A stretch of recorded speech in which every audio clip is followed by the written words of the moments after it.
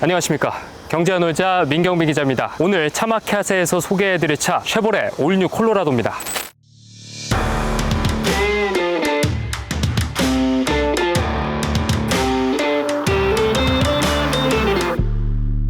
2019년 2세대 출시 이후 5년 만에 풀체인지 모델로 등장했는데요. 요즘에는 새 차만 나왔다 하면 여기도 올뉴, 저기도 올뉴, 다 올뉴가 붙어서 나오는데 이 차 정말 완전히 새로워졌습니다. 미국 차라고 하면은 우락부락한 모습 떠올리기가 가장 쉬운데요. 이 차 조금 쉽게 얘기하면 세련되게 터프해졌습니다. 우선 보닛 위가 옛날에는 지금보다 굴곡이 조금 덜 져 있었습니다.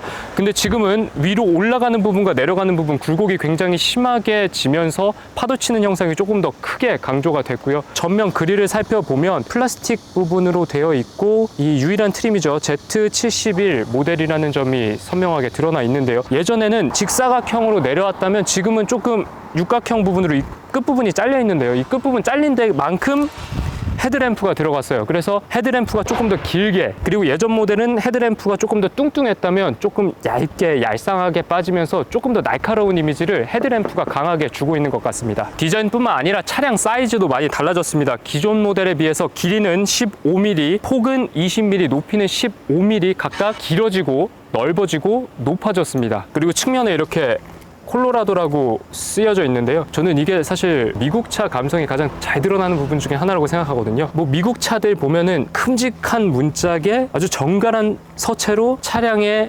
모델명이 써져 있는 경우가 많은데 이 차도 마찬가지로 콜로라도라고 큼지막하게 써져 있습니다. 그리고 픽업 트럭인 만큼 트렁크 적재 용량 굉장히 큽니다. 1186리터고요. 전 모델보다도 더 커졌습니다. 적재 하중이 무겁게 들어가진 않아요. 최대 적재 하중이 400kg대라고 들었거든요. 아니 이 정도 프레임에 이 정도 큰 차인데 400kg밖에 못 실어 라고 생각이 들 수도 있겠지만 이 차는 엄연히 승용 프레임 위에 얹어진 픽업 트럭이고 픽업 트럭의 주목적은 무거운 물건을 싣고 다니는 게 아니라 무거운 물건을 끌고 다니는 데 조금 더 방점이 맞춰져 있기 때문에 얼마를 끌 수 있느냐가 더 중요합니다. 얼마를 끌 수 있느냐? 3톤 넘게 끌 수 있습니다. 그리고 이 안쪽 소재를 조금 보면 단순히 철제로 마감을 해놓은 게 아니라 위에 스프레이온 베드라이너가 뿌려져 있습니다. 이 스프레이온 베드라이너가 뿌려져 있으면 내구성도 증가할 뿐만 아니라 조금 더 소재에 있어서도 고급감이 들기 마련이죠. 그리고 부식에도 굉장히 강하다고 합니다. 네, 이렇게 트렁크 뒷부분 테일게이트를 열면 자그마한 수납 공간이 나옵니다.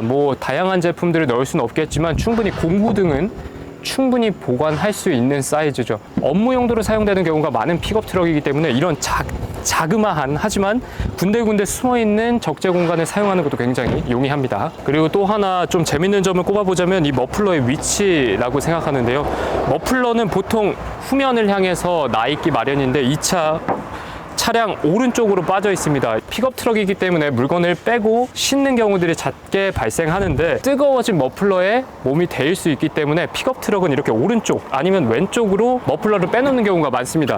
굉장히 세심한 배려라고도 보이는데 우리나라는 차량이 오른쪽으로 통행을 합니다. 그럼 자연히 인도는 그 오른편으로 나 있기 마련이고요. 여기에 차량이 주차되어 있다고 가정하면 제가 여기에 서 있으면 배기가스는 누구한테 올까요? 다 저한테 옵니다. 그래서 이 오른쪽으로 빼놓는 게 인도에 다이렉트로 배기가스를 쏘기 때문에 조금 우리나라 사정에서는 그렇게 세심한 배려라고 볼 수 있을까라는 생각도 듭니다. 그리고 이 차 배기가스 전 모델보다 더 많이 뿜습니다. 이산화탄소 양이 213g입니다. 전 모델 210g보다 3g 정도 늘어난 건데요. 전체적으로 굉장히 사양도 업그레이드 되고 조금 더 성능도 개선되고 모델의 디자인 자체도 굉장히 업그레이드가 됐는데 요즘에 가장 대두되고 있는 환경 문제에 있어서는 조금 둔감했던 게 아닌가라는 생각도 듭니다. 그리고 타이어 휠은 18인치 혹은 20인치 모델이 들어가는데요. 타이어 휠 캡 자체가 굉장히 커졌습니다. 픽업 트럭에 비해서 조금 작은 사이즈로 느껴질 수도 있을 것 같은데요. 33인치 혹은 35인치까지 수용이 가능하다고 합니다. 일단 차량에 탑승하면 앞쪽 공간 자체는 폭이 굉장히 넓습니다. 차량 자체가 큰 모델이기 때문에 양 옆으로 부족한 느낌을 받기는 좀 어려울 것 같고요. 이 픽업 트럭 자체의 성격 때문인지 몰라도 편의사항에서 우리가 와 이런 놀라운 어려운 편의사항이 이런 것들을 찾아보긴 조금 어렵습니다. 다만 굉장히 디지털화 됐습니다. 11인치 클러스터 들어갔고요. 11.3인치 디스플레이도 들어갔습니다. 인포테인먼트 시스템은 애플 카플레이나 아니면 안드로이드 오토로만 이용이 가능하고요. 내비게이션이 별도로 들어가 있지 않습니다. 굉장히 용감하게 내비게이션도 적용되지 않은 채로 수입을 진행했는데요. 최근에 그냥 뭐 많은 내비게이션 업그레이드의 사양이 있어 왔음에도 애플 카플레이나 안드로이드 오토를 사용하시는 분들이 많기 때문에 그런 점을 특별히 불편함이라고 꼽기는 조금 어려울 것 같습니다. 그리고 또 마음에 드는 것 중에 하나가 사실 이 픽업 트럭의 감성을 굉장히 잘 느끼게 해줄 수 있는 이 기어봉입니다. 확실히 운전할 때는 한 손을 기어봉에 올리는 게 조금 편안하기 때문에 미국의 감성을 충분히 느낄 수 있게 만들어주지 않았나 싶고요. 그리고 이 차량이 굉장히 고급화에도 애썼다는 점이 느껴지는 게 이런 부분들, 지금 패브릭이 들어간 부분들, 이 전에는 다 플라스틱 재질로 이루어졌던 것들이 많았습니다. 그래서 조금은 투박하지만 덜 고급스러운 느낌의 차량이었다면 패브릭이 충분히 많이 들어갔습니다. 차량 시트에도 그렇고 앞쪽 콘솔에도 그렇고 굉장히 많은 패브릭들이 들어갔고 빨간색의 스티치가 들어간 것도 뭔가 고급감을 주는데 한몫하지 않나 라는 생각을 합니다. 에어컨 송풍구, 동그란 송풍구가 어디에서 봤나 했더니 쉐보레 카마로와 똑같습니다. 이렇게 쉐보레 카마로와 비슷한 감성을 주는 요소들을 곳곳에 넣어놔서 조금 더 세련된 느낌을 많이 주려고 하지 않았나, 세련된 투박함이 좀 모토였지 않았나라는 생각이 듭니다. 픽업 트럭이라는 것 자체가 사람들을 싣고 오랜 거리를, 먼 거리를 달리기 위해서 만들어진 차량은 아니다 보니 뒷자리에 앉은 노동자들까지 배려하지는 않습니다. 그래서 등받이 각도가 상당히 직각에 가깝게 설정되어 있고요. 그리고 이 뒤에 보면 픽업 트럭의 특징이죠. 뒤쪽 짐칸으로 연결되는 슬라이딩 도어가 있고요. 이제 직접 제가 516 콜로라도 운전해보면서 어떤 점 바뀌었는지 한번 알아보도록 하겠습니다. 사실 이 516 콜로라도의 가장 크게 바뀐 점이라고 하면 파워트레인 자체가 달라졌다는 걸 텐데요. 파워트레인이 전에는 3.6리터 6기통 엔진이었는데 2.7리터 4기통 터보 엔진으로 변경됐습니다. 사실 V6에서 4기통으로 내려왔을 때 왜 4기통으로 내려왔는가에 대해서 의문을 품으시는 분들도 계셨을 것 같은데 요즘에 트렌드는 터보 엔진이기 때문에 출력 면에서는 기존의 6기통보다 오히려 더 나아졌습니다. 4기통 터보 엔진의 최대 토크는 54kg고요. 최대 마력은 314마력입니다. 뭐 마력은 크게 변하지 않았는데 토크 자체가 기존에 비해서 약 40% 정도 개선됐습니다.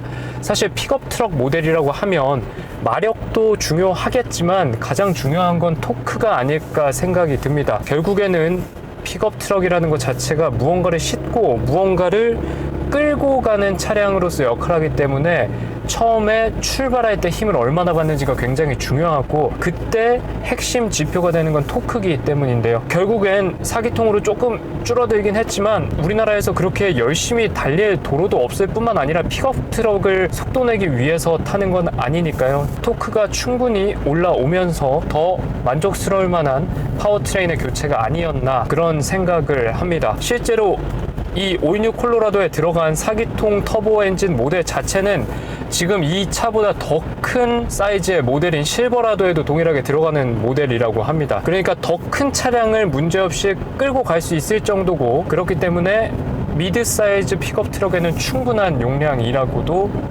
볼 수가 있겠습니다. 최근에는 뭐 대형 SUV를 타는 분들이 굉장히 많아지기는 했는데 적재 공간이 더 중시되는 픽업 트럭을 타고 다니는 수요가 많지는 않습니다. 하지만 최근에 우리나라가 해외로 수출하면서 픽업 트럭 모델을 수출하는 경우도 뭐 생기고 있습니다. 사실 미국에서는 이 픽업 트럭 자체가 가장 인기 있는 차종 중에 하나인데요. 미국에서 가장 인기 있는 이유를 꼽자면 우리나라의 레저라고 하면은 실내 공간에서 활동하는 것들도 많고 끼케야 간단하게 차량 트렁크에 담을 수 있는 물건들을 싣고 가서 레저를 하는 경우가 대부분이지만 미국에서는 조금 더 큰 모터사이클을 탄다거나 아니면 제트스키를 끌고 바다에 가서 호수에 가서 레저를 즐기는 그런 문화들이 많기 때문에 픽업 트럭의 효용성이 굉장히 높았던 겁니다. 그래서 아직까지도 픽업 트럭의 점유율이 굉장히 높은 걸로 알고 있고요. 세단 점유율이 오히려 20% 수준으로 떨어져 있고 픽업 트럭, SUV가 80%까지 올라가 있는 걸로 알고 있습니다. 그만큼 미국에서 오랜 전통을 가지고 있기 때문에 픽업 트럭을 만드는 데 있어서는 미국 브랜드들이 잘한다 라고 정평이 나 있죠. 미국 브랜드들이 잘하고 가장 칭찬받는 부분 중에 하나가 아마 프레임일 건데요. 차량의 프레임이라고 하면은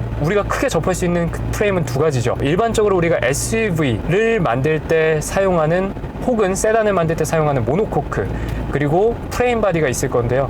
모노코크는 말 그대로 차체 하부와 차체 상부의 모든 부분들이 연결되어 하나로 찍어 나오는 그런 차량을 말하고요. 프레임 바디라 함은 차량 밑단에 엔진이 실리고 그 위에 차량 윗부분이 탑재되는 그런 형식의 차량 구조를 말하는데요. 이 픽업 트럭들은 보통 프레임 바디가 적용됩니다. 훨씬 더 단단하고 훨씬 더 내구성 있게 만들 수 있기 때문입니다. 미국의 프레임 바디 차량들은 오래 만들어서 그런지 어떻게 만들면 더 단단하게 더 잘 만들 수 있는지 아는 것 같아요. 그리고 이 프레임 바디의 강성이 중요한 것 자체가 프레임 바디는 오프로드 구간에서 굉장히 큰 역할을 합니다. 모노코크는 오프로드 구간, 물론 어느 정도 일반적인 오프로드 구간에서는 스무스하게 넘어갈 수 있지만 바위를 지나고 물길을 지나고 그리고 한 바퀴는 떠 있고 한 바퀴는 지면에 붙어 있는 그런 상황들에서 차체 자체가 약간은 뒤틀리는 현상도 발생합니다. 일반 평지에서 그런 일은 절대 발생하지 않는데 심한 오프로드를 달릴 때는 그런 경우들이 더러 발생하고,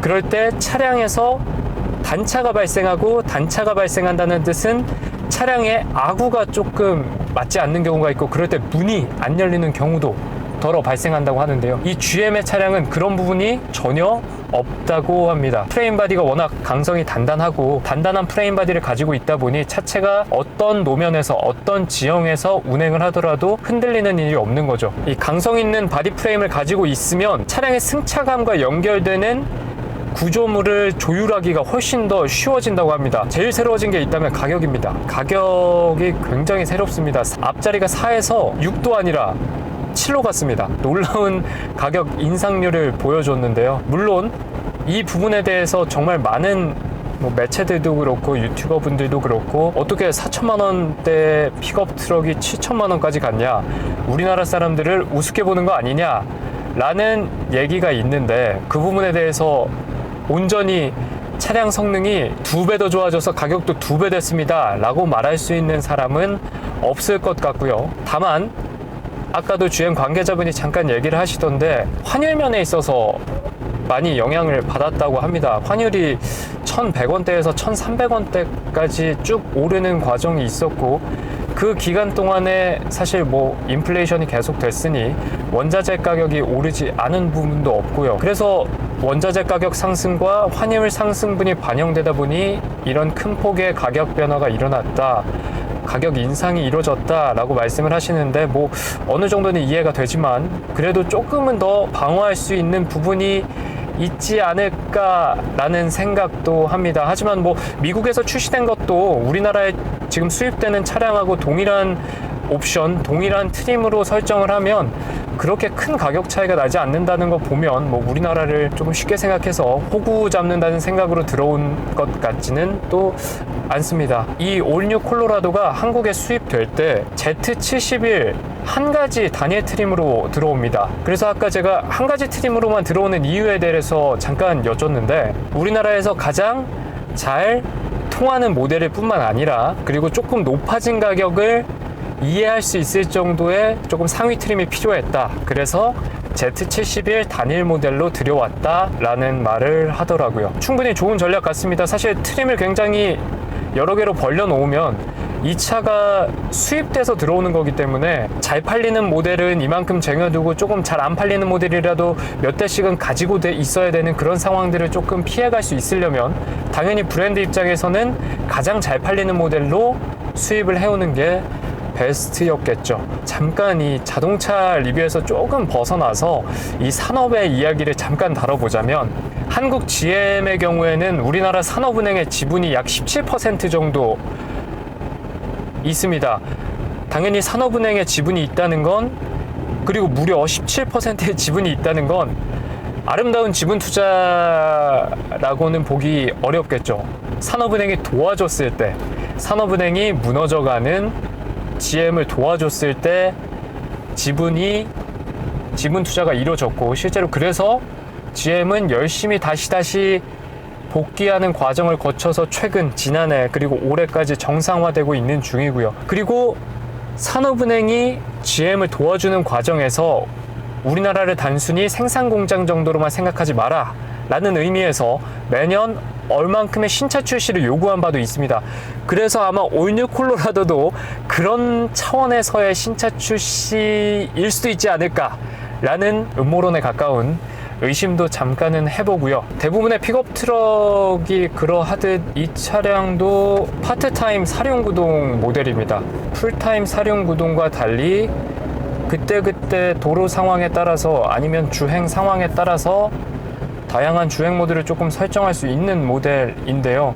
풀타임 사륜구동과는 기계적인 결합 자체가 조금 다릅니다. 파트타임 사륜구동에 대해서 설명드리자면 이 차량은 오토 모드가 있고요. 그리고 이륜 하이 모드, 그리고 사륜 하이, 사륜 로우 4가지 모드가 적용이 됩니다. 이륜 하이는 이런 일반 도로를 다닐 때 승용에 가까울 때 적용되는 모드고요. 그리고 사륜 로우는 사륜구동 모드지만 저속, 노면이 조금 오프로드가 심하다, 조금 험준한 지형이다 라고 했을 때 사륜 로우를 사용하고, 사륜 하이도 하이라고 해서 고속 주행을 할 때 사용하는 건 아니고요. 사륜 하이도 50km 보통 미만일 때, 20km에서 50km 사이일 때 사륜 구동 필요할 때 사용되는 모드입니다. 지금은 오토로 놓고 주행을 하고 있고요. 사실 대부분의 경우에는 우리나라에서 탈 때는 오토로 놓고 달리면 충분히 좋은 주행감을 선사하지 않을까라는 생각을 합니다. 완전히 변경된 올뉴 콜로라도 하루 종일 한번 타봤는데요. 7천만 원이라는 비용 아깝지 않다면 한번 미국 감성 넉넉히 느낄 수 있는 픽업 트럭인 올뉴 콜로라도 사볼만 할지도 모르겠습니다. 지금까지 경제노자 민경빈 기자였습니다.